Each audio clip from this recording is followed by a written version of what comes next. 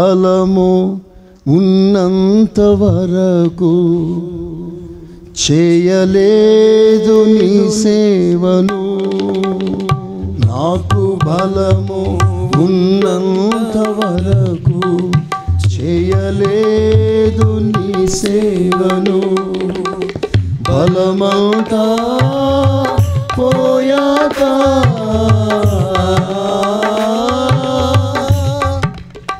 బలమంతా పోయాక పాడాలని ఉంది నీ గీతములు, చేయాలని ఉంది నీ సేవను. వినిపించుచున్నది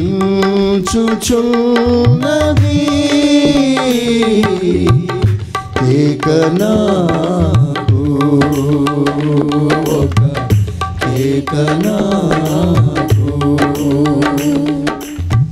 కేకనాకు, ఒక కేకనాకు.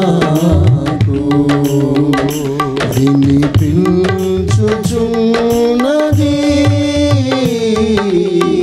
కేకనాకు, ఒక కేకనాకు, కేకనాకు, ఒక కేకనాకు. రాజుల మొదటి పుస్తకం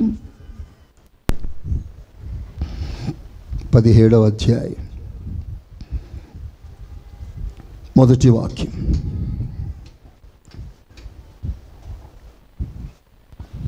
అంతటా గిలాదు కాపురస్తుల సంబంధియును తిష్బీయుడనైన ఏలియా ఆహాబునొద్దకు వచ్చి, ఎవని సన్నిధిని నేను నిలబడి ఉన్నానో ఇశ్రాయేలు దేవుడైన ఆ యెహోవా జీవము తోడు, నా మాట ప్రకారము గాక ఈ సంవత్సరములలో మంచైనను వర్షమైనను పడదని ప్రకటించెను.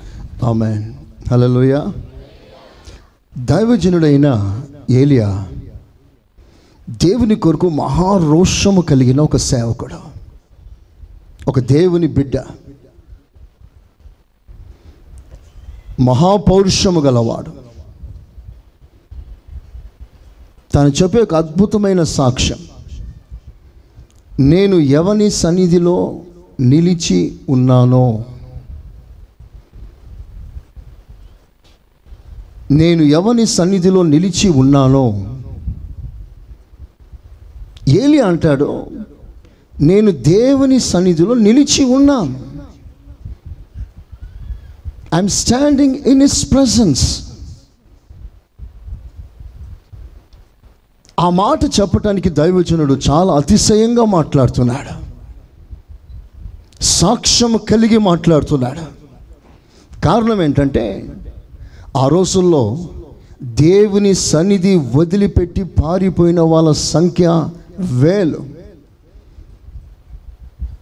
దేశమంతా చిమ్మ చీకటి కమ్ముకున్నది. దేశంలో ఎక్కడ చూసినా దైవ ప్రసన్నత లేదు. దేశంలో ఎక్కడ చూసినా దేవుని సన్నిధి అనుభవించే భక్తుడు కానరాడు. ప్రతి వాడు దేవుని సన్నిధి వదిలి ఎవరికి ఇష్టమైన మార్గంలో వాడు పరిగెత్తుతున్న రోజులు. ఓ క్రమం లేక, ఓ పద్ధతి లేక, దేవుని మీద ప్రేమ లేక, దేవునితో సంబంధం లేక అన్ని తెంచుకొని విచ్చలవిడిగా జీవిస్తున్న రోజులు.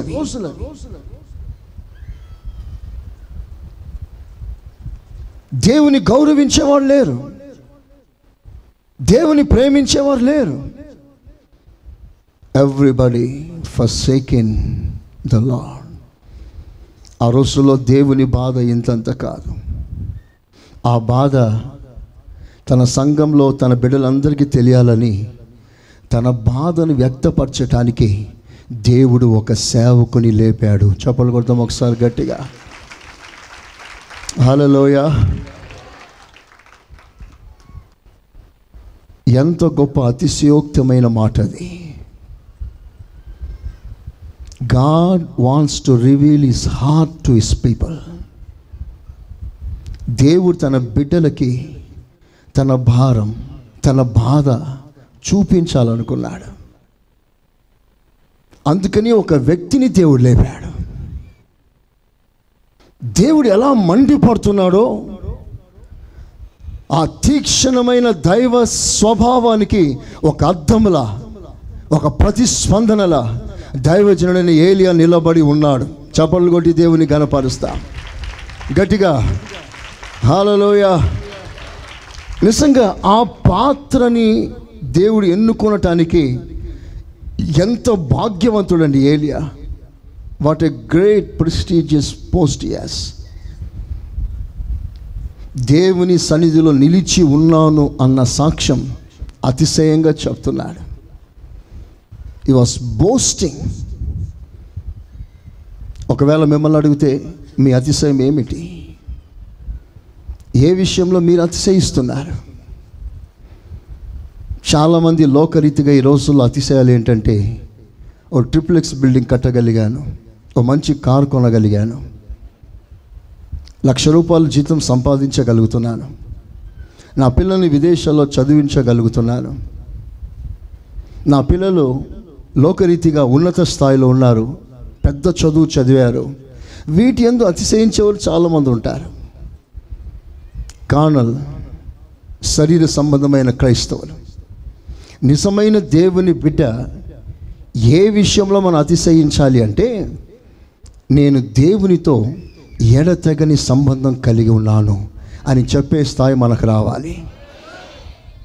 ప్రపంచంలో ఏదైనా ఎవరైనా నా ప్రభుని నేను వేరు చేయలేనంత బలముగా నా ప్రభుని పట్టుకొని ఉన్నాను అని అతిశయంగా చెప్పగలగాలి.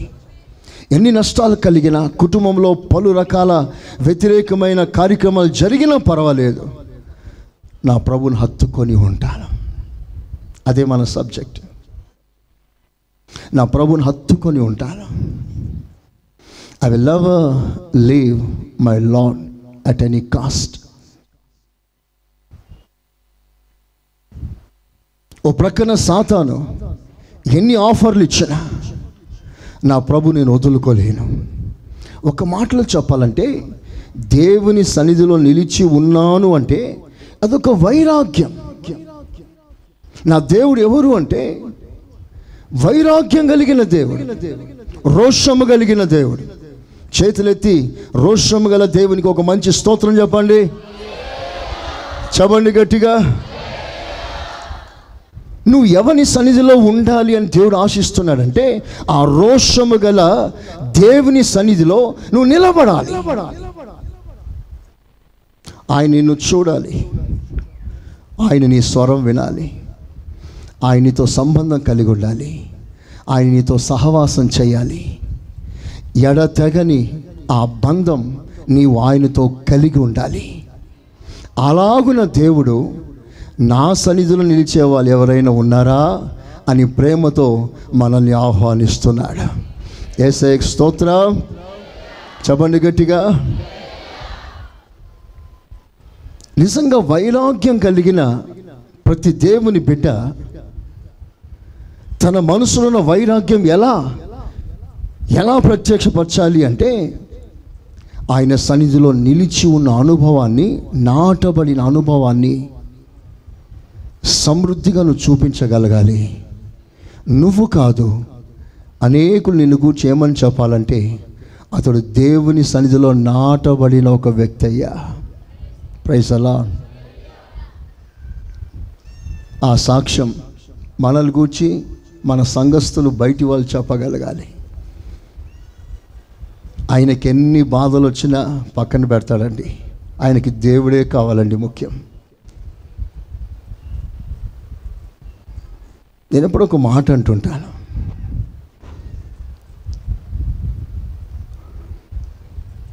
ఓ సంఘంలో ఒక సంఘం పెద్దట, చర్చ్ ఎల్డర్,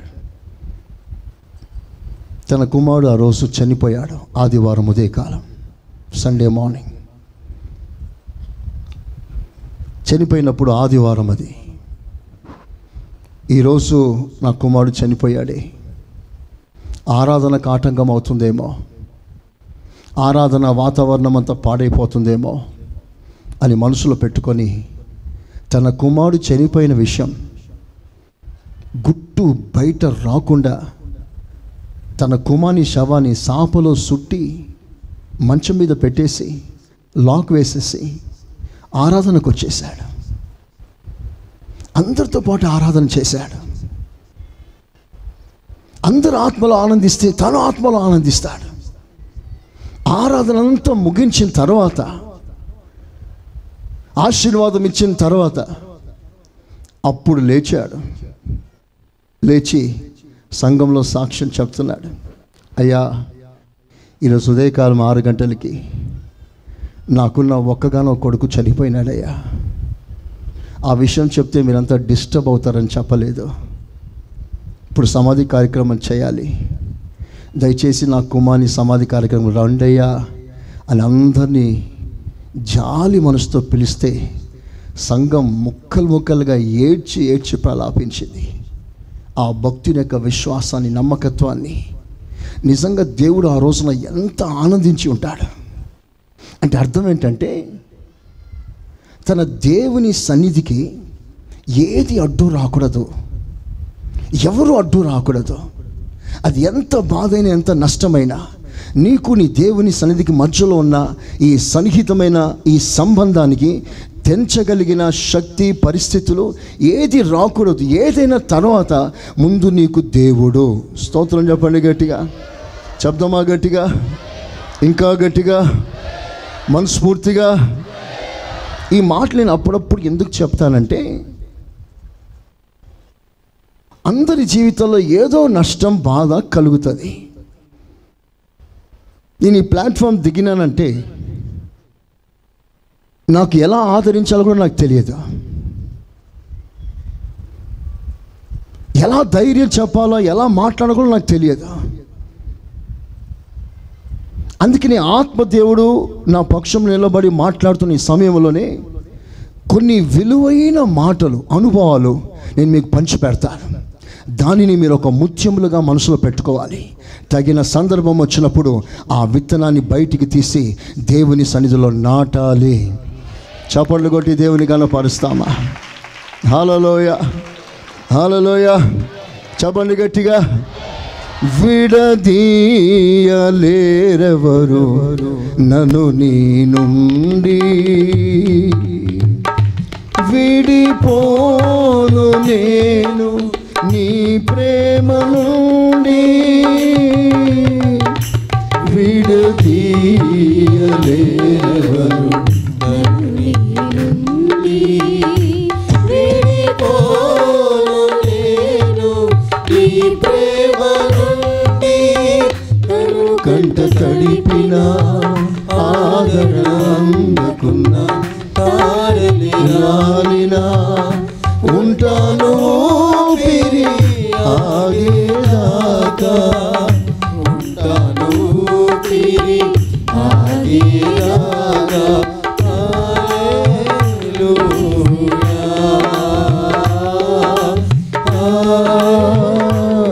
ఆరాధనా, ఆరాధనా,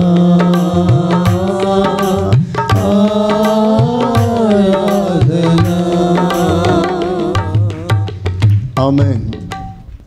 అలాంటి బాధ హృదయం, ఎన్నో వేల నష్టం, ఎన్నో వేల ఎకరాల పొలాల నష్టం, ఇలాంటి తీవ్రమైన నష్టం నీ హృదయాన్ని తాకినప్పుడు, నీ హృదయాన్ని పిండేస్తున్నప్పుడు, ఏదో ఒక విధమైన బాధ నిన్ను కృంగతీస్తున్నప్పుడు, దానిని అధిగమించి ప్రభుని ఆరాధన చేయగలిగిన మనసు ఉందే, ఆ మనసే ఒక విలువైన కానుక దేవునికి.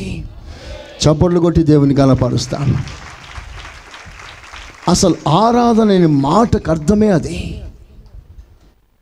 మనమందరం ఆరాధన అనుకుంటే ఏమనుకుంటాం? చేతులెత్తి హల్లెలూయా అని పాడాలి. అది ఫస్ట్ క్లాస్ ఫస్ట్ స్టాండర్డ్ ఆరాధన. అది చప్పట్లు కొట్టడం, గట్టిగా పాడడం కాదు. వినండి. చప్పట్లు కొట్టి గట్టిగా పాడడం అంతా ప్రైమరీ సెక్షన్ ఆరాధన. పిహెచ్డి ఆరాధన ఏంటో తెలుసా? అబ్రహాం అంటాడు, ఇదిగో దాసులారా, మీరు ఈ కొండ క్రింద ఉండండి, స్టే హియర్. నాతో మీరు పైకి రాకూడదు. నేను నా కుమారుడు, నా కొడుకు పైకి వెళ్ళి ఆరాధించి తిరిగి వస్తా. ఇప్పుడు అబ్రహాం ఎందుకు వెళ్తున్నాడు? ఒక పొట్టేళ్ళు బలి ఇవ్వటానికి కాదు, తన కుమారుని బలి ఇవ్వటానికి. ఏ కుమారుడు? ప్రపంచానికంటే శ్రేష్టమైన కుమారుడు, కోట్ల రూపాయల ఆస్తి కంటే శ్రేష్టమైన కుమారుడు, వెండి బంగారాల కంటే శ్రేష్టమైన కుమారుడు, తనకున్న సర్వ ఆస్తి కంటే is more valuable than everything in this world. అంత అమూల్యమైన విలువైన తన కుమార్ని బలి ఇస్తున్న ఆ సందర్భాన్ని అబ్రహాం అంటాడు, నేను ప్రభుని ఆరాధిస్తాను. చప్పట్లు కొడదాం ఒకసారి గట్టిగా, కొడాలి గట్టిగా. హల్లెలూయా, హల్లెలూయా, హల్లెలూయా. ఆ ఆరాధన చూసారా ఎంత కాస్ట్లీ? ఒకసారి మీరు ఆలోచన చేయండి. చప్పట్లు కొట్టి ప్రభుని ఘనపరిచి ఆరాధన చేయడం, గట్టిగా పాడడం, స్లోగా పాడడం, ఇవి ఎవరైనా చేస్తారు. Praise the lord. పాటగాడు ఎవరైనా సరే చక్కగా పాడేస్తారు. దేవుడు నాకు ఆ కృప కొంచెం తక్కువ ఇచ్చాడు ఎందుకో మరి. పాటల వరం నాకు ఇచ్చి ఉంటే మేము విడిచిపెట్టేటోని కాదు. స్తోత్రం. కేవలం మనం అలా పాడడమే ఆరాధన కాదండి. ఆరాధన మనం అనుకున్న దానికంటే చాలా ఉన్నతమైంది. Praise the lord. ఉట్టి పాడడమే ఆరాధన అనుకుంటే మనకంటే పరిశుద్ధులు ప్రతినిత్యం దేవుని పాడి ఘనపరుస్తున్నారు. మచ్చలేని దేవదూతలు 24/7 వర్షిప్, విరామం లేకుండా పవిత్రమైన మనసుతో దేవుని నామాన్ని ఘనపరుస్తూ ఆరాధిస్తూనే ఉన్నారు. Non stop worship. అంత అద్భుతమైన ఆరాధన వదులుకొని ప్రభు ఇక్కడ ఎందుకు వస్తున్నాడు?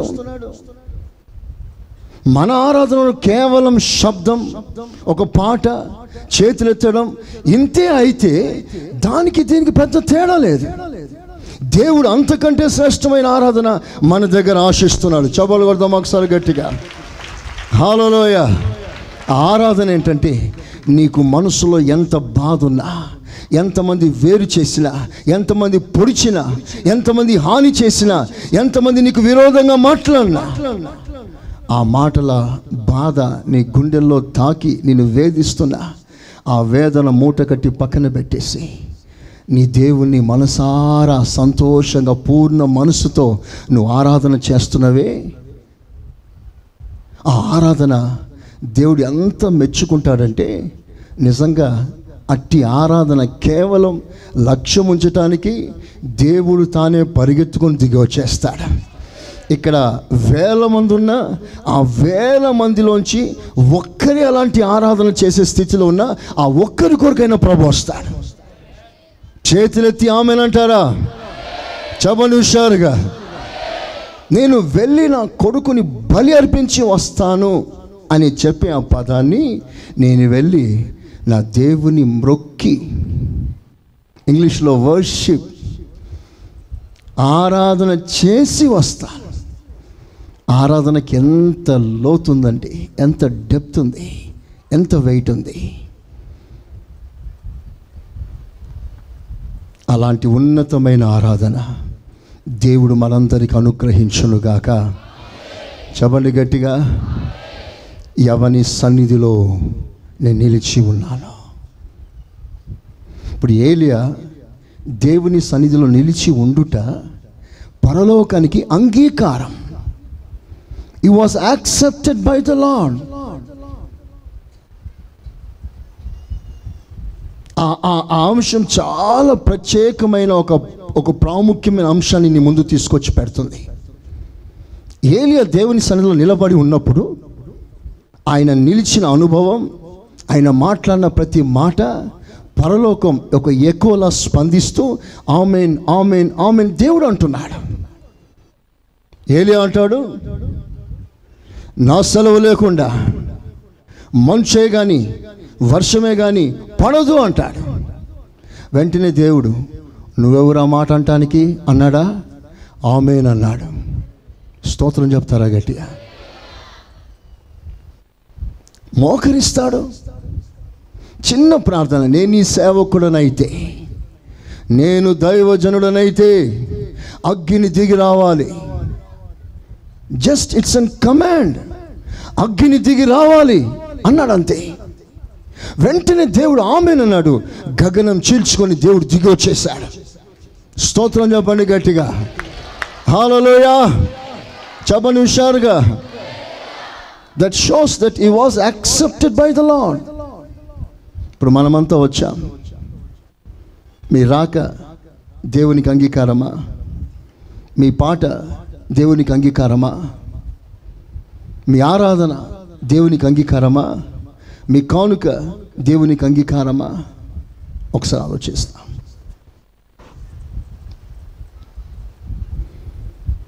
ఒక మాట మీకు జ్ఞాపకం చేస్తాను.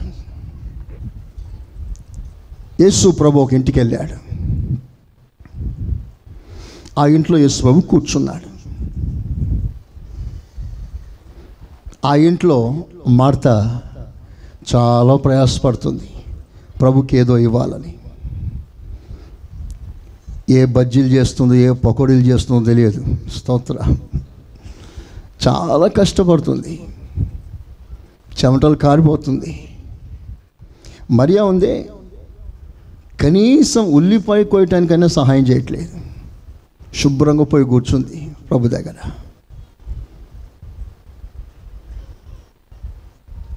ప్రభా, ఏదైనా ఒక మాట చెప్పవా? ఏదైనా ఒక టాపిక్లో మాట్లాడవా? నీ మాటలు వినాలని చాలా ఆశగా ఉంది ప్రభా అని ప్రభు పాదాల దగ్గర వచ్చి కూర్చుంది మాట వినటానికి. అక్కడ మార్త ఉల్లిపాయలు కోస్తుంది, పచ్చిమిరపకాయలు కోస్తుంది, చాలా చాలా రకాల ప్రయాసపడుతుంది. ఎప్పుడైతే ఆ మరియను చూసిందో ప్రభు దగ్గర కూర్చోవడం తట్టుకోలేక గట్టిగా చేసింది. ఏ మరియా, నేను ఇంత కష్టపడి పనిచేస్తే నాకా ఇది? నేను తింటానికా? యేసయ్యకి పెట్టాలి. నేను ఇంత కష్టపడుతున్నాను, శుభ్రంగా హాయిగా గడిపోయి కూర్చున్నావు, నాకు కొంచెమైనా సహాయం చేయవా? నీకు అసలు మనసాక్షి లేదా నీకు అని బడ అని తిట్టేసింది. వెంటనే ప్రభు అందుకున్నాడు. స్తోత్రం చెప్పండి గట్టిగా. ప్రభు అందుకొని, మార్తా నీ జీవితంలో ఏది ముఖ్యం? ఏది ముఖ్యం అనుకుంటున్నాను? నాకేదో పెడితే నేను సంతోషించాను అనుకుంటున్నావా? నా వలన నువ్వు ఏదైనా పొందితే సంతోషించాలనుకుంటున్నానా? నువ్వు నాకు ఇవ్వడం నాకు సంతోషం కాదయ్యా, కాదమ్మా. అమూల్యమైన మాటలను ఇస్తున్నప్పుడు ఒక్క మాట దాటిపోకుండా వినే కృప మరియ పొందుకుంది. అది ఉత్తమమైనది. చప్పలు కొడదామా ఒకసారి గట్టిగా? హల్లెలూయా. ఒక్క మాట దాటిపోకుండా ప్రతి మాట వింటుంది. ఇంకా మాట్లాడయ్యా, ఇంకా నీ స్వరం వినాల ఆశగా ఉందయ్యా, ఇంకేదైనా చెప్పవా ప్రభా అని బ్రతిమాలుకుంటుంది ఆమె. కానీ మార్త చాలా కష్టపడుతుంది. అంత కష్టపడి చివరికి ఆమె అంగీకరించబడలేదు. ఆ పాఠం ఒకటి నేర్చుకోండి. అంత కష్టపడి ఆమె అంగీకరించబడలేదు. She was rejected. ఆమె పరిచర్య, ఆమె సేవ, ఆమె కష్టం ఏ దేవుడు లక్ష్య పెట్టలేదు. పాఠం ఏమిటంటే, దేవుని సన్నిధి అన్ని కార్యక్రమముల కంటే ఉత్తమమైనది. చప్పలు కొడదామా గట్టిగా? హల్లెలూయా, హల్లెలూయా. మార్త ప్రయాసపడింది కానీ అంగీకరించబడలేదు. బైబిల్లో ఒక సంఘం ఉంది. ఆ సంఘం పేరు లవోదికే సంఘం. ఆ సంఘం ప్రభుని ఆరాధిస్తుంది, ఘనపరుస్తుంది, పొగడుతుంది, చప్పట్లు కొడుతుంది, గట్టిగా స్వరమెత్తి పాడుతుంది. అన్నీ చేసి చివరికి ప్రభు అంటాడు, మీ ఆరాధన అంగీకరించబడలేదు. Your worship not accepted. ముద్ర వేయబడలేదు నీ ఆరాధన. ఇంతసేపు నువ్వు వ్యర్థంగా ఆరాధన చేశావు. Time waste, energy waste, everything is waste. ఆ మాట ఎంత భయంకరమైన తీర్పు అండి. అంతసేపు ప్రభుని ఆరాధిస్తే లాస్ట్లో ప్రభు ఇచ్చిన జడ్జిమెంట్ ఏంటో తెలుసా? నీ ఆరాధన అంగీకరించబడలేదు, పో. లవోదిక సంఘంకి దేవుడు ఇచ్చిన తీర్పు అది. కారణం ఏంటో తెలుసా? వారికి ఒక వైరాగ్యం లేదు. They have no zeal. వైరాగ్యం ఎప్పుడైతే వారు కోల్పోయారో, ప్రభుతో ఉన్నారా, ప్రభుతో లేరా, వారికి ఉన్న సంబంధం ఇంకా ఉందా, తెగిందా కూడా వారికి అర్థం కాలేదు. వాళ్ళ ఆరాధనలో దేవుడే లేడు ప్రధాన పాత్ర. యేసయ్య బయట ఉన్నాడు. లవోదికీయ సంఘము బయట ఉండి తలుపులు తడుతున్నాడు. అంటే అర్థం ఏంటి? వీళ్ళు తలుపులు వేసుకొని, ఎవరికి తలుపులు వేసేశారు? యేసయ్యకి. నువ్వు రావద్దయ్యా, నీ స్టాండర్డ్స్ మాకు నచ్చట్లే, నీ హెచ్చరికలు మాకు నచ్చట్లే. ఏదో వాక్యం మాత్రం చెప్పి వెళ్ళిపోవాలి, కానీ నువ్వు ఇట్లా ఖండించి మాట్లాడడం ఏంటి? మమ్మల్ని అన్ని విషయాల్లో అంత ఖచ్చితంగా మాట్లాడే పని నీకేంటి? 2 మాటలు వాక్యం చెప్పి ముగించుకో. మమ్మల్ని హెచ్చరించి ఖండించి ఆ అధికారం మీకు ఎవరిచ్చారు? ఆ పని మీకు చేయవలసిన మీకు అవసరం లేదు. మాకేది రైటో ఏది రాంగో మాకు తెలుసు అన్నట్లుగా ఈ లవోదికీయ సంఘం ప్రభుని పక్కన పెట్టేసింది. అంటే వీడికి స్టాండర్డ్తో పని లేదు, నాణ్యతతో పని లేదు. వచ్చామా, ఆరాధన చేసామా, అంతే కావాలి. మరి నీ ఆరాధన అంగీకరిస్తున్నాడా? నీ ఆరాధన దేవుడు చేర్చుకున్నాడా? నువ్వు ప్రభు సన్నిధికి రావడం ఆయనకు ఆనందం కలిగిందా? అవసరం లేదా? నువ్వు ఎలా కట్టబడుచున్నావో జాగ్రత్తగా చూసుకోకపోతే రేపు కూలిందండి, దాని నష్టం ఎంతో తెలుసా? ఎంతమంది ఆ స్థాయిలో ఉండట్లేదు ఈ రోజుల్లో. వచ్చామా, ఆరాధన చేసామా, వెళ్ళిపోయామా. ఎవరికి కావాలండి ఈ నామకార్థమైన ఆరాధన? దేవుడు ఆరాధన లక్ష్యం ఉంచాడా? ఐగుప్తు దేశం నుంచి ఇశ్రాయేలు బయటకు వచ్చిన తర్వాత బలులు అర్పించడమే ప్రాముఖ్యత అనుకున్నారు ఇశ్రాయేలు. అప్పుడు దేవుడు వారితో మాట్లాడతాడు, మిమ్మల్ని బలులు అర్పించమని ఎవరన్నారు? అసలు నా కాన్సెప్ట్ మీరు అర్థం చేసుకోలేదు, నా ఆలోచన విధానం మీరు అర్థం చేసుకోలేదు. కేవలం శరీర సంబంధంగా ఈ అర్పణలే అనుకున్నారు, కానీ దాంట్లో ఉన్న పాఠం మీరు నేర్చుకోలేకపోతున్నారు. దేవునికి ఏం కావాలి? ఒక గొర్రె, ఒక మేక, ఓ పావురం, ఓ పశువు కావాలట. తెచ్చిచ్చేపోరా. కొట్లో వెళ్ళి డబ్బులు పడేసి ఓ గొర్రెని తీసుకొచ్చి దేవునికి ఇచ్చేస్తే బలి అర్పించి వెళ్ళిపోతాడు. దేవుడు కేవలం బలిని కోరుతున్నాడా? ప్రభు నీకేం నేర్పించాడు పాఠం? ఆ పశువు బలి అయినట్లుగా నువ్వు బలి కావాలని నా ప్రభు కోరుకుంటున్నాడు. చేతులెత్తి ఆమెనంటారా? హల్లెలూయా, హల్లెలూయా. ఈ కాన్సెప్ట్ తెలియకుండా లిటరల్గా ప్రవర్తించే వాళ్ళు చాలామంది ఉంటారు. ఆరాధనకు రావడమే ముఖ్యం అనుకొని చాలామంది వస్తారు. ఆరాధనకు రావడమే ఎంత ముఖ్యమని అనుకుంటున్నావో, నీ జీవితం దేవునికి ఒక శ్రేష్టమైన విలువైన కానుకగా సమర్పించడం కూడా అంతకంటే ఎక్కువ విలువైన ఆరాధన అది. దేవునికి మహిమ కలుగును గాక. హల్లెలూయా. Martha rejected. లవోదికీయ సంఘం రిజెక్టెడ్. ఆరాధన చేసి చేసి చేసి అలసిపోయారు, కానీ వాళ్ళు అంగీకరించబడలేదు. ఏలియా కాలంలో బయలుదేవతకి వాళ్ళు ఆరాధన చేస్తున్నారు. ప్రార్థన ప్రారంభించారు, గంట అయింది, నో ఆన్సర్. 2 గంటలు అయింది, నో ఆన్సర్. 5-6 గంటలు అయిపోయింది, నో ఆన్సర్. ఛాలెంజ్ ఏంటంటే అగ్ని రావాలి. వాళ్ళు ప్రార్థన చేస్తే అగ్ని దిగి రావాలి. అప్పుడు నీ దేవుడు నిజమైన దేవుడు. That was the challenge. ఇప్పుడు ఎవరికి ఆరాధన చేస్తున్నానంటే బయలుదేవతకి. బయలు అనే మాటకు అర్థం ఏంటంటే అగ్నిదేవత. అగ్నిదేవత.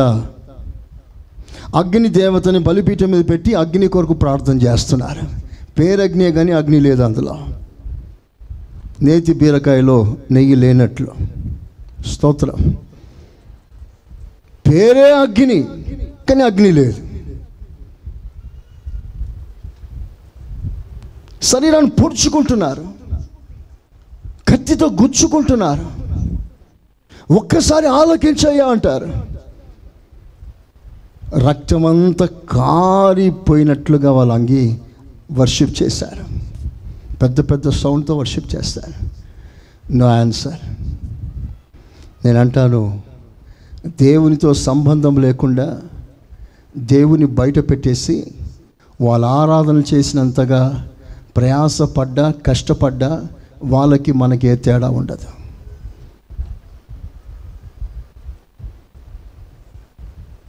ఇది చాలా కఠినమైన మాట. Very strong word. మనసారా ఆలోచన చేయండి. కయీను వచ్చాడండి దేవునికి బలి అర్పించటానికి. బలిపీఠం కట్టాడు, బలి అర్పించాడు.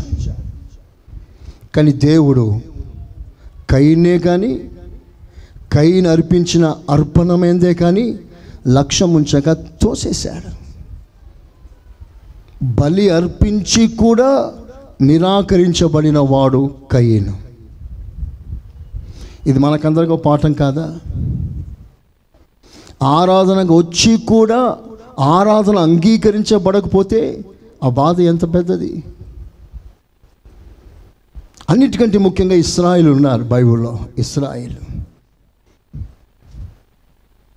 దేవుని సంతోషపరచలేని కయీను, దేవుని సంతోషపరచలేని మార్త, దేవుని సంతోషపరచలేని లవోదీకే సంఘం.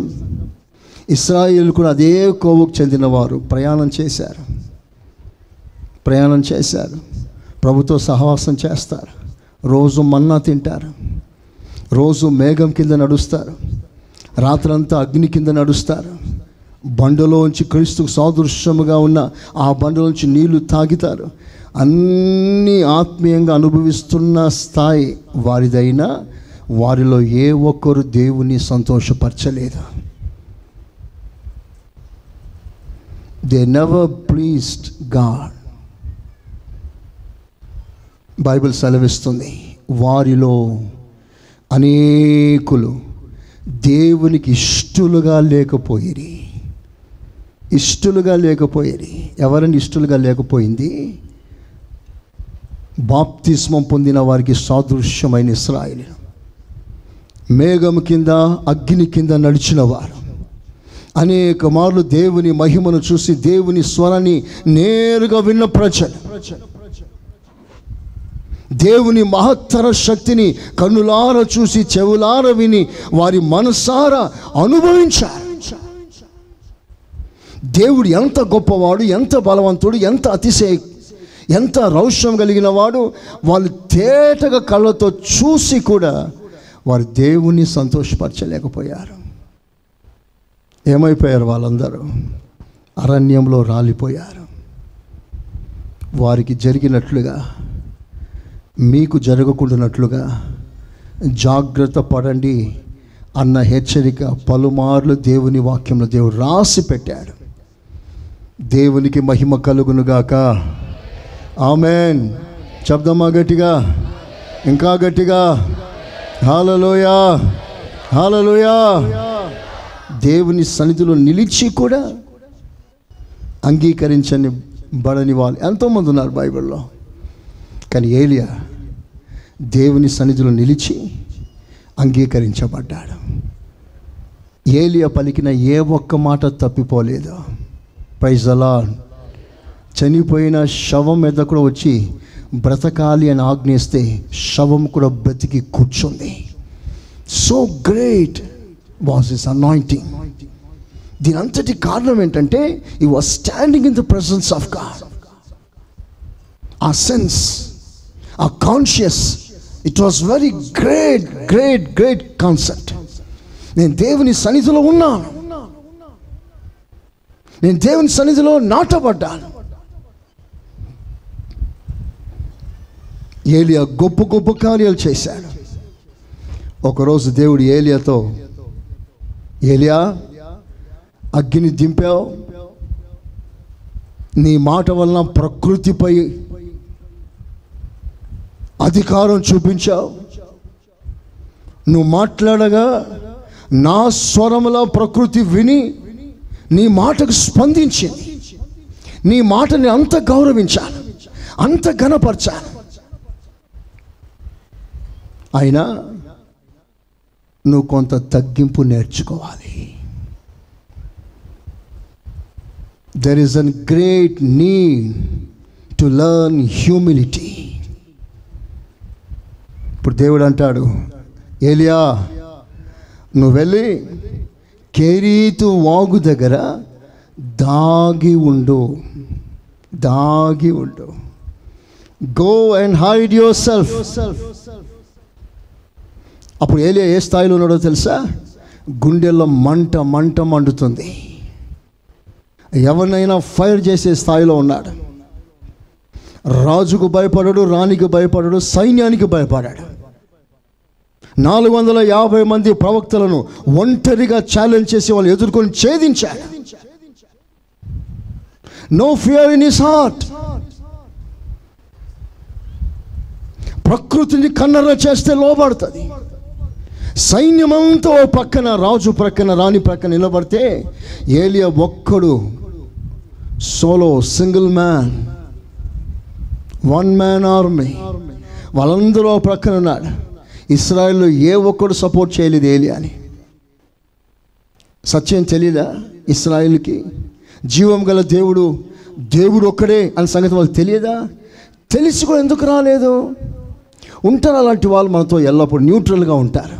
అవసరమైనప్పుడు మనం సపోర్ట్ చేయని వాళ్ళు ఎంతోమంది మనకు తారసపడుతుంటారు. మిగతా టైంలో ఎంతోమంది కలిసిమెలిసి ఉంటారు.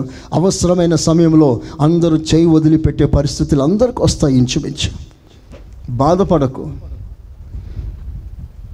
నీ సపోర్ట్కి ఎవరు రాలేదని కృంగిపోనక్కర్లేదు. ఇది మనుషుల నైజం. ఏలియా నిలబడ్డాడు. ఒక్కరారా నా పక్కన. నేను విగ్రహాన్ని గురించి మాట్లాడుతున్నానా? జీవం గల దేవుని గురించి మాట్లాడుతున్నాను కదా. మీరంతా దేవుని బిడ్డలు కదా. ఒక్కరారా నా సపోర్ట్కి. రాము ఏలియా, మేము రాము. ఏమో నువ్వు ప్రార్థన చేస్తే అగ్ని దిగి రాకపోతే మా పరిస్థితి ఏంటి? స్తోత్రం. అగ్ని వస్తే వస్తాం, అగ్ని రాకపోతే మేము రాం. ఒకరోజు యేసు ప్రభు లాజర్ సమాధి దగ్గర నిలబడ్డాడు. రాతిని దొర్లించమంటాడు.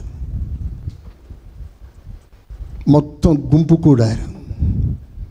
యేసు ప్రభు మీద కోపంగా ఉన్న వాళ్ళందరూ కూడా వచ్చేసారు. ఇప్పుడు యేసు ప్రభు అంటాడు, ప్రభువా నేను ఏది ప్రార్థన చేసినా అది వింటున్నావు. ఇప్పుడు లాజరు కొరకు ప్రార్థన చేస్తున్నాను, అతడు నువ్వు బయటికి రప్పిస్తున్నావు అని విశ్వాసంతో అంత ప్రార్థన చేసేస్తా ఉన్నాడు. ఇప్పుడు నేను లాజరు లేపబోతున్నాను, మీరు లేపుతున్నందుకు స్తోత్రం అంటాడు. ఆ ప్రార్థన చేస్తున్నప్పుడు పక్కనే శిష్యులు ఉన్నారు. వాళ్ళ ఫీలింగ్ ఎలా ఉండొచ్చు? స్తోత్రం. లాజర్ని లేపుతారంటారా? పేతుర్ని ఆంధ్రే గోగుతున్నాడు. లాజర్ని లేపుతాడంటారా? అలాంటి సంగతి జరగలేదు అంతవరకు. అందరూ ఉన్నారు. ఒకసారి లాజర్ బయటికి రా అంటే రాకపోతే స్తోత్రం. మన పరిస్థితి ఏంట్రా? చావు దెబ్బలు కొడతారా మనల్ని అన్నట్లుగా రకరకాల ఫీలింగ్లు ఉంటారేమో. అగ్ని దిగిరా అంటే దిగిరాకపోతే పరిస్థితి ఏంటి? అందుకే ఇప్పుడే అగ్ని వచ్చాక వస్తా. కానీ ఏలియా, మీరు వస్తే ఏంటి, రాకపోతే ఏంటి, నా పక్షంలో దేవుడు ఉన్నాడు. చప్పలు కొట్టండి గట్టిగా. హల్లెలూయా, హల్లెలూయా. ఇవన్నీ కూడా ఆయన సెలవు ప్రకారంగానే నేను చేస్తున్నాను. నా అంతటి నేను చేసే పని కాదు ఇది. ఏలియా వాళ్ళందరి సమక్షంలో ఎవ్వరి సపోర్ట్ లేకుండా ధైర్యంగా ఛాలెంజ్ ఎదుర్కొన్నాడు. అంత ధైర్యం కలిగిన వాడిని ఇప్పుడు అంటాడు, ఏలియా పోయి దాసుకోపో అంటాడు. వాస్తవానికి ఏలియా ఏమనాలి ఆ టైంలో? నేనేంటి దాక్కోవడం ఏంటి, అసలు ఆ మాట నా ధైర్యంలో లేదు ప్రభు అనాలి. స్తోత్రం. నేను పారిపోవడం ఏంటయ్యా, సైన్యాన్ని ఎదిరించిన వాడినయ్యా నేను దాక్కోవడం ఏంటి? ప్రభు చెప్పకే చెప్తున్నాడు, నీకున్న గొప్ప గొప్ప చాతుర్యాలు, గొప్ప గొప్ప పరాక్రమాలు అన్నీ మూట కట్టి పక్కన పెట్టేసి ఏమీ లేని వాని వల్లే వెళ్ళి దాక్కోపో. ఇప్పుడు ఎవరైనా ఏలియా దాక్కున్నాడన్న సంగతి తెలిస్తే ఏలియాని గురించి ఎలా మాట్లాడతారు? పిరికోడ్రా, చేత కానివాడ్రా, ఏదో చేసేసాడు కానీ గుండెల్లో భయం పట్టుకుందిరా అని అనుకుంటానేమో ఫీలింగ్. ఇప్పుడు దేవుడు అన్నాడు, పో, go and hide your self. అప్పుడు ఆ మాటకి ఎలా లోపడ్డాడో తెలుసా? నన్ను ఎవరు ఏమనుకున్నా పర్వాలేదు, చేత కాని వాడని అనుకోనివ్వండి, నాకు మాటే రాదు, ఒక్క మాట చేత కాని వాడు అనుకోనివ్వండి, దేవుడు నన్ను మౌనంగా ఉండమన్నాడు, నేను మౌనంగా ఉంటాను.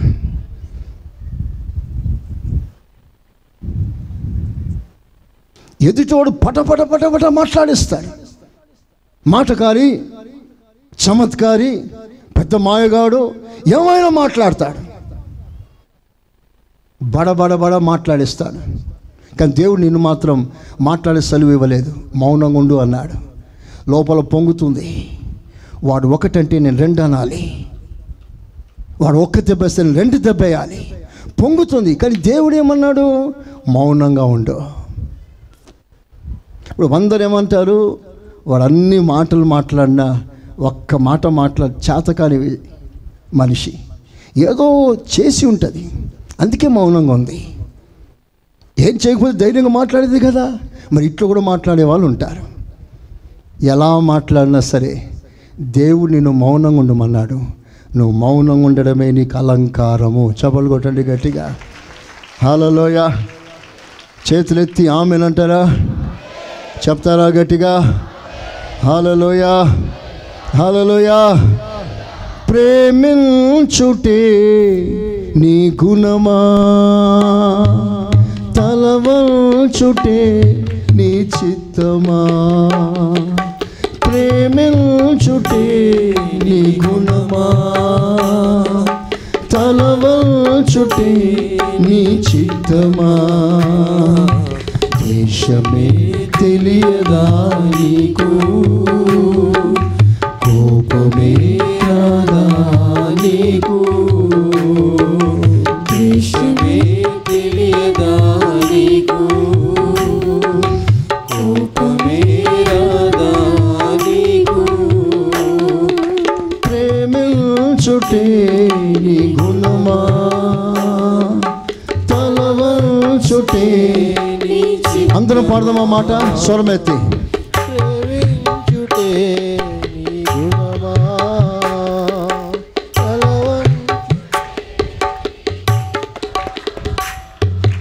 దేశమే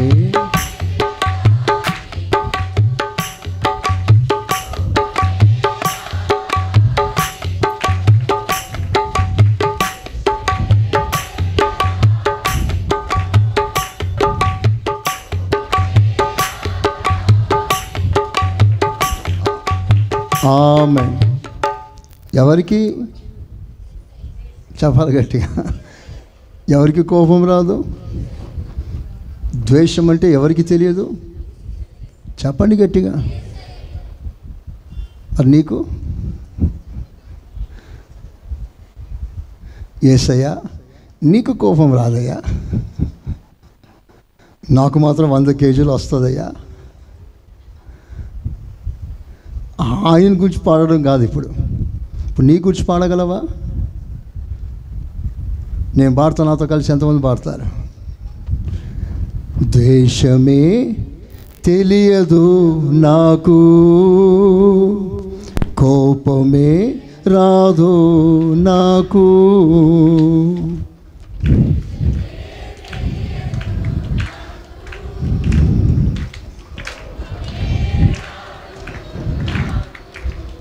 ఇది నిజమా? దేవుడు అలాంటి కృప మనకి ఇచ్చును గాక.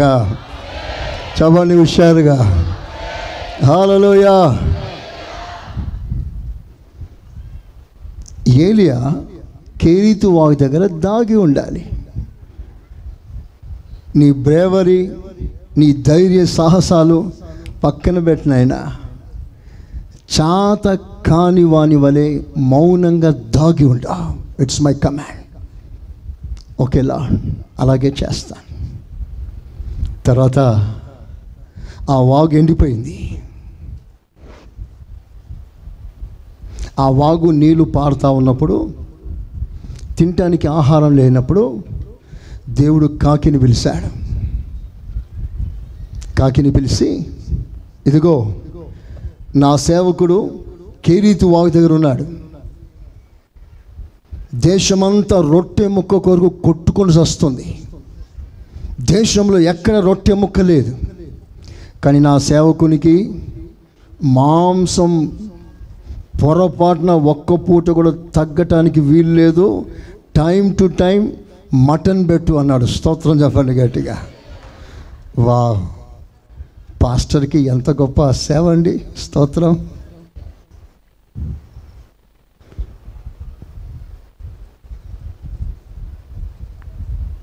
పూట పూట తీసుకొచ్చి ఇవ్వు అన్నాడు. అప్పుడు ఏలియా ఏమనాలి? కాకియా? ఇంకా వేరే పక్షి ఏం దొరకలేదా ప్రభువా? స్తోత్రం. ఓ పావురాన్ని పంపించకూడదయ్యా? కాకిని ఎంతమంది మెచ్చుకుంటారు మీరు చెప్పండి? ఎవరైనా కాకిని, దాని ఏమంటారు, కేజ్,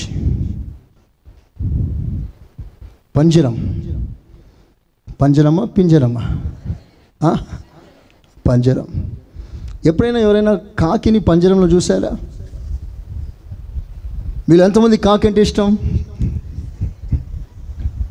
స్తోత్రం. కాకి అంటే ఎవరికి ఇష్టంలే. అది అరుస్తేనే అందరికి కోపం. ఇక్కడ ఫేతంలో వచ్చిందని మనోళ్ళు కొట్టేస్తారు కాకిని. ఎందుకంటే ఆ పావురాల గూడ్లన్నీ ఎత్తుకెళ్ళిపోతుంది. దాని బ్రతికే దొంగతనం. స్తోత్రం. ఎవరైనా చక్కగా వాడినారనుకోండి,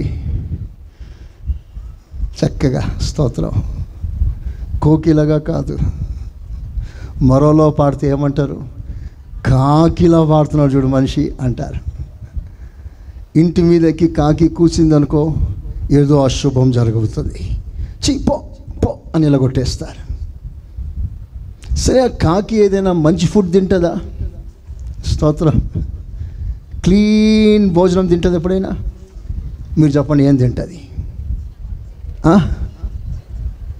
బ్రతికిన ఎలుకని తిన, చచ్చిన ఎలుకని తింటుంది.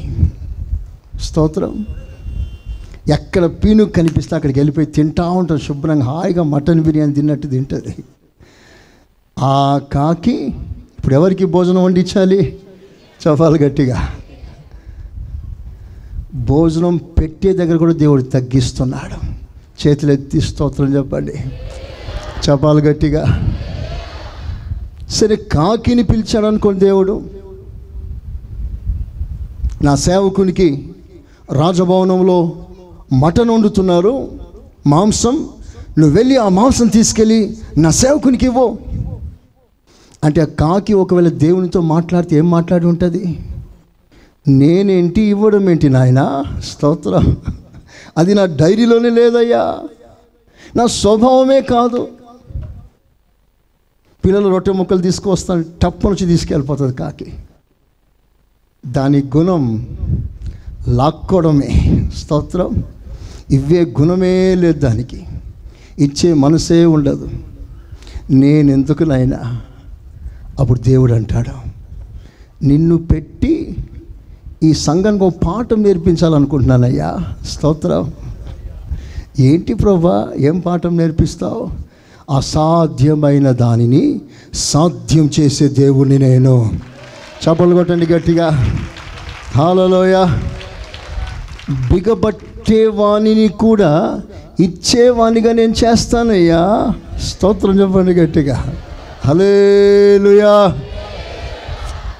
ఎంత మంచి దేవుడు అండి మన దేవుడు. కాకి బుద్ధి లాక్కోవడమే, కానీ దేవుడు కాకి మనస్సు మార్చేశాడు. ఒక సేవకుని పరిచర్య చేయటానికి కాకి మైండ్ సెట్ మార్చేశాడు. ఈ రోజు నుంచి ఏలియాకి భోజనం వడ్డించినంత వరకు నీకు ఫాస్టింగ్, ఆయనకు ఫీస్టింగ్ అన్నాడు. స్తోత్రం. ఓకే అన్నది. తాను తినకుండా అందరి దగ్గర లాగేసుకునే స్వభావం కలిగినది తినకుండా వడ్డించిందండి. తినకుండా వడ్డించింది. నేను అంటాను, ఒక సేవకునికి వడ్డించటానికి దేవుడు కాకి స్వభావం మారుస్తే, దేవునికి సేవ చేయటానికి, దేవుని ఆరాధన చేయటానికి మన స్వభావాలు దేవుడు మార్చాడా? చేతులెత్తి మనసారా ఒక్క క్షణం బాగా ప్రభుని ఆరాధన చేయండి. Hallelujah, hallelujah. Praise the lord, praise the lord. Oh lord నీకు స్తోత్రం. ఎస్ లార్డ్, యేసయ్యా స్తోత్రం, యేసయ్యా స్తోత్రం. చెప్పండి బాగా అందరూ స్తోత్రాలు చెప్పండి.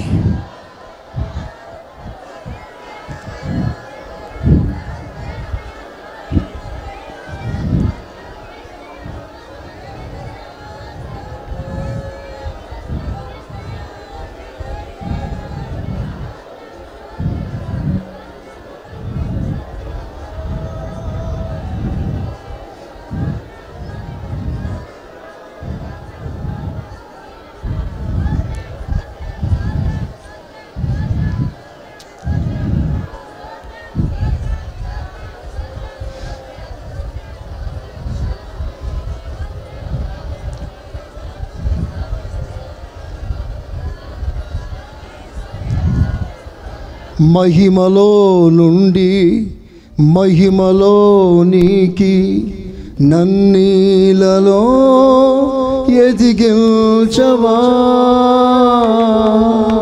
మహిమలో నుండి మహిమలోనికి నన్నీలలో ఎదిగించవా.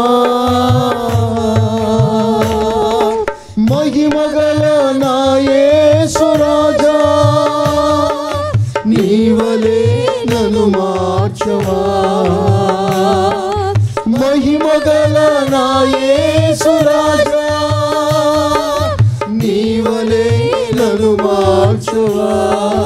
నీవలే నన్ను మార్చవా, నీవలే నన్ను మార్చవా. ఆరాధనా ఆరాధనా ఆరాధనా ఆరాధనా ఆరాధనా ఆరాధనా ఆరాధనా ఆరాధనా. హల్లెలూయా. ఒక శ్రేష్టమైన అర్పణం అది. కనుక దేవుని బిడ్డలారా, దాగి ఉండే ఆ స్వభావం దేవుని యొక్క దైవికమైన లక్షణం. అది దేవుడు ఏది చేసినా మరుగుగా ఉండి చేస్తాడు. ఆయన ఎప్పుడు కనబడాడు. ఇప్పుడు దేవుడు మాట్లాడుతున్నాడు, కానీ నేను మీకు కనిపిస్తున్నాను. దేవుడు కనబడాడు. దేవుడు ఏది చేసినా మరుగుగా చేస్తాడు. సో ఇప్పుడు దేవుని యొక్క అద్భుతమైన అభిలాష ఏమిటంటే, నువ్వు దాగి ఉండు. స్తోత్రం చెప్పండి గట్టిగా. చెప్పండి గట్టిగా. కెరీతు వాగు దగ్గర దాచేశాడు. ఆ కాకి టైంకి భోజనం ఇచ్చింది. ఆ ఎంగిలి నోట్లో తీసుకొచ్చి ఇస్తే దాన్ని శుభ్రంగా తినేశాడు. తర్వాత దేవుడు అంటాడు, నీళ్ళు ఎండిపోయింది, సారెపేత దగ్గరికి వెళ్ళు, అక్కడ నేను పోషించటానికి ఒక కోటేశ్వరురాలు నియమించాను. పెద్ద బిల్డింగ్, అక్కడ బయట 2 అంబాసిడర్ కార్లు ఉంటాయి, మెర్సిడీస్ కార్స్ ఉంటాయి, 10 మంది పనులు ఉంటారు. నువ్వు వెళ్ళు, అక్కడ నీకు ఒక అద్భుతమైన శ్రేష్టమైన విందు నీకు ఇస్తాను అని ఏలియాకు చెప్పింటే ఎంత సంతోషంగా ఉండేదో. ప్రభా, నన్ను ట్రాన్స్ఫర్ చేస్తే చేసావు, కానీ మంచి ప్లేస్ చేసావయ్యా, స్తోత్రం చెప్పండి గట్టిగా. వా, ఎండిపోయిన కెరీతు వాగు దగ్గర నుండి ఎక్కడ ట్రాన్స్ఫర్? ఇప్పుడు ఓ పెద్ద బిల్డింగ్, అది ఒక పూరి గుడిసె. అక్కడ విధవరాలు తన కుమారుడు తప్ప ఇంకేమీ లేదు. ఆ ఇంట్లో ఒక వస్తువు లేదు. పిడికెడు పిండి ఉంది. ఆ పిండిలో రొట్టె కాల్చుకోవటానికి 2 పుల్లలు ఏరుకుంటుంది. ఓ మోపెడు కట్టే పుల్లలు ఏరుకొని ఆమె బ్రతకటానికే ఇబ్బందికరమైన పరిస్థితుల్లో ఉంటే ఈ పాస్టర్ గారిని ఆ ఇంటికి పంపిస్తాడు.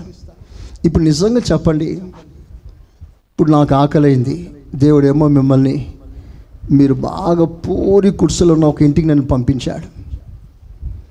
ఆ ఇంట్లో వాళ్ళు తినడానికి కూడా తిండి లేదు, చాలా కష్టంగా ఉన్నారు వాళ్ళు. ఆ ఇంటికి వెళ్ళి నన్ను భోజనం చేయమంటే నాకు ఎలా మనసు వస్తుందండి? నాకైతే అసలు పొరపాటున మనసు రాదు. అవసరమైతే ఉపవాసాలు ఉండిపోయి చచ్చిపోతానే, కానీ ఆ పేద ఇంట్లో వెళ్ళి అమ్మ ఒక పూట భోజనం పెట్టమని చెప్పే అంత ధైర్యం నాకు రాదు. కొన్నిసార్లు సంఘంలో డబ్బును గురించి ప్రకటించడానికి కూడా చాలా భయం అవుతుంది. అక్టోబర్ సెమినార్ వచ్చింది, తర్వాత మరలా ఫిబ్రవరి వస్తుంది. అది ఎట్లా చెప్పాలని కూడా అర్థం కాదు. ఇక్కడ ఈ ఏలియా ఆ ఇంటికి వెళ్ళయ్యా, ఒక పేద విధవరాలు, వాళ్ళ ఇంట్లో ఉన్న ఆస్తి అంతా పిడికెడు పిండి తప్ప ఇంకేం లేదు. They lost everything. ఆ పిడికెడు పిండి కూడా 2 రొట్టెలు అవుతుందేమో, ఒకటి కొడుకుకి ఒకటి తల్లికి, తిని చచ్చిపోతారు. అలాంటి పరిస్థితుల్లో ఏలియాను పంపిస్తున్నాడు ఆ ఇంటికి. ఎలా వెళ్ళగలనండి అక్కడ? ఆ సమయంలో ఏలియా దేవుని మాటకు లోబడ్డాడు. వాళ్ళు ఇస్తే ప్లేట్ నిండి ఇస్తాడా? ఇస్తే ఒక ముక్క ఇస్తారు. ఆ ఒక ముక్క మంచి పర్సనాలిటీ కలిగిన వాడు ఏలియా. ఒక ముక్క ఎలా సరిపోతుంది అతనికి? సమృద్ధి లేదు. ఆ చిన్న పేదరికంలో తనకు ఆహారం ఎలా సరిపోతుంది? చాలని అనుభవాల్లో కూడా ప్రభు పంపించినప్పుడు సమృద్ధిని ఆశించకుండా ఎక్కడ పెట్టాడో, ఏది తినమంటాడో అదే తినాలి, అక్కడే ఉండాలి, దాంట్లోనే తృప్తి కలిగి ఉండాలి. చేతులెత్తి ఆమెనండి చెప్పండి గట్టిగా. పెద్ద ఉద్యోగం ఇచ్చాడా? చెయ్యి. చిన్న ఉద్యోగం ఇచ్చాడా? పెద్ద ఉద్యోగంతో పోల్చుకోవద్దు. నీది నీదే, ఆయనది ఆయనదే. బిల్డింగ్లో ఉన్నావా? సంతోషంగా ఉండు. నేను గుడిసెలో ఉండమన్నాడా? నువ్వు బిల్డింగ్లో ఉన్నవాని చూసి అసూయపడకో, బాధపడకో. నీది నీదే, ఆయనది ఆయనది. ఎవరిని దేవుడు ఎక్కడ పెట్టాలనుకుంటే అక్కడ ఆయన పెడతాడు. ఆయన పెట్టిన చోట నువ్వు సంతోషంగా ఉండాలి. చేతులెత్తి ఆమెను చెప్పగలరా? చెప్పగలది గట్టిగా. దీన స్థితి యందునా, పూర్ణ స్థితి యందునా, నడచినను ఎగిరినను సంతృప్తి కలిగి యందునే.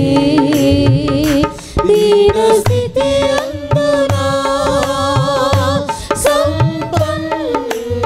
స్థితి అందునా నడిచినను ఎగిరినను సంతృప్తి కలిగి అందునే నిత్యము ఆరాధనకు నారాధనమా స్తోత్ర బలులు నీకే అర్పించిన యేసయ్యా నిత్యము ఆరాధనకు నారాధనమా స్తోత్ర బలులు నీకే అర్పించిన యేసయ్యా రాజా జగమెరిగిన నా యేసు రాజా రాజా జగమెరిగిన నా యేసు రాజా. ఆమేన్. అలాంటి ఒక అద్భుతమైన కృప మనం పొందుకోవాలి. ఎక్కడ పెట్టినా ఆ పెట్టిన స్థలంలో సంతోషంగా ఉండగలగాలి. No complaints. నాకెందుకు ఇలాగో, నాకెందుకు ఇంత తక్కువ, వాళ్ళతో పోల్చుకున్నప్పుడు నాకు ఏమీ లేదేంటి, ఇంట్లో వస్తువు లేదేంటి, నా పిల్లల పరిస్థితి ఇలాగుందేంటి అని ఎప్పుడు కంప్లైంట్ నువ్వు చేయకూడదు. స్తోత్రం చెప్పండి గట్టిగా. ఏ స్థితి యందు దేవుడు నిన్ను ఉంచాడో ఆ స్థితిలోనే నువ్వు ఆనందించాలి. చెప్పండి ఆమేనని గట్టిగా. హల్లెలూయా. ఒకసారి ఒక దైవజనుడు ఓ పెద్ద సభను ఏర్పాటు చేస్తున్నాడు. అంత తాటాకిళ్ళతో పెద్ద షెడ్ వేశాడు. ఉదయం సాయంకాలం కన్వెన్షన్ జరగబోతుంది. 1000 మంది వస్తారు. ఓ పెద్ద భారీ ఎత్తున స్టేజ్ వేశాడు. రేపు మీటింగ్స్, ఈరోజు పెద్ద వర్షం, పెద్ద గాలి, చాలా పెద్దగా షెడ్ వేస్తే ఇంచుమించు ఒక 10,000 మంది కూర్చున్న పెద్ద షెడ్ వేస్తే గాలికి మొత్తం కొట్టుకుపోయింది. ఒక్క తాటాకి లేదు బిల్డింగ్ పైన, ఆ షెడ్ పైన. ఇప్పుడు నిలువ నీడలేదు. రేపు మీటింగ్ ఎలా జరగాలి? దైవజనుడు లోనికి వెళ్ళి బాగా ఏడుస్తున్నాడు. ఎందుకు ఇట్లా అయింది ప్రభా, ఎందుకు ఇట్లా అయింది? వాళ్ళ వెంటనే దేవుడు మాట్లాడుతుంటే, ప్రభా నువ్వు ఏది చేసినా మంచి చేస్తావు, నువ్వు ఎప్పుడు నాకు కీడు చేయవు, నీకు స్తోత్రాలయ్యా స్తోత్రాలయ్యా అనుకుంటా ఉన్నాడు. మాట్లాడే వాళ్ళందరూ మాట్లాడుతున్నారు. ఎందుకు షెడ్ లేసిపోయిందంటావు? పరిశీలి సర్దికలు ఎప్పుడు మన చుట్టూ ఉంటారు. స్తోత్రం. ఏది జరిగినా ఎందుకు జరిగింది తెలుసా నీకు అనేవాళ్ళు ఉంటారు. కానీ అందులో ఒకడు దేవుడితో మాట్లాడితే ప్రక్కనే ఉన్న పెద్ద స్థలం అమ్మేసి, ఇలా షెడ్లు ఎందుకు సార్, ఏకంగా బిల్డింగ్ వేసేసేయండి, నేను నీకు డొనేషన్ ఇస్తానని పెద్ద బిల్డింగ్కి డొనేషన్ ఇచ్చేశాడు. స్తోత్రం.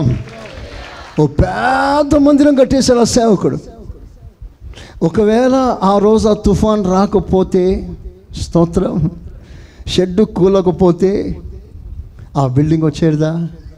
చెప్పండి. అంతా మన మంచికే. చెప్పండి ఒకసారి అందరూ కలిసి, అంతా మంచికే. ట్యూన్ బాగున్నట్టుంది కదా, చెప్పండి ఒకసారి అందరూ. ఇంకొంచెం మెలోడీగా చెప్పండి. అంతా మంచికే. దైవజనులు యేసన్న గారి సంగతి మీకు అందరికి తెలుసు. లేమల్లలో చిన్న షెడ్, ఆ షెడ్డే ప్రభుని ఆరాధన చేసే సమయం, స్థలం. కానీ ఒకరోజు ఆదివారం తెల్లవారుజామున రేకులు ఎక్కడికో లేచిపోయింది. ఆరాధన చేయడానికి స్థలం లేదు. చాలా ఇబ్బందికరమైన పరిస్థితి. వర్షంలో తడుస్తూ ప్రభుని ఆరాధన చేయవలసిన పరిస్థితి సంభవించింది. అప్పుడు చుట్టుపక్కల ప్రజలు ఆ వార్త విని కుప్పలు కుప్పలుగా రావడం ప్రారంభించారు యేసన్న గారి దగ్గరికి. తొలి దశ. అప్పుడు వాళ్ళే కానుకలు సమర్పించి ఒక మంచి మందిరం కట్టించారు. చక్కటి మందిరం. In the beginning. నేను అంటాను, మనకి ఏదైనా సంభవిస్తే ప్రస్తుతం నీకు బాధ దుఃఖం కలగవచ్చు, కానీ భవిష్యత్తును చూసే దేవుడు నీ మేలు కోరే సమస్తమును చేస్తాడు. నమ్మిన వారు చప్పట్లు కొట్టి దేవుని గణపరచండి. హల్లెలూయా, హల్లెలూయా. కనుక మనం ప్రతిదీ అంగీకరిస్తాం. వాడబడే స్థాయి ఇచ్చాడా, వాడబడదాం. మౌనంగా మూల కూర్చో అన్నాడా, కూర్చుందాం. ఘనమైన స్థానంలో వచ్చాడా, దేవుని ఘనపరుస్తాం. ఘనహీనమైన స్థానంలో పెట్టాడా, అక్కడ కూడా దేవుని ఘనపరుస్తాం. స్తోత్రం. దేవుని ఇంటిలో చెప్పండి గొప్ప దేవుని ఇంటిలో కొన్ని ఘనమైన పాత్రలను, ఘనహీనమైన పాత్రలను ఉంటాయి. నేను ఏ స్థాయిలో దేవుడు ఉంచాడో ఆ స్థాయిలో ప్రభుని ఘనపరచు. ఒకటి వాస్తవం, ఒకటి సత్యం. నువ్వు ఏ స్థితిలో ఉన్నా ప్రభుతో సంబంధం తెగిపోకుండా నువ్వు జాగ్రత్తగా నీ సంబంధాన్ని కాపాడుకో. అట్టి కృప దేవుడు మనకందరికి ఇచ్చునుగాక. అందరూ మోకాళ్ళ మీద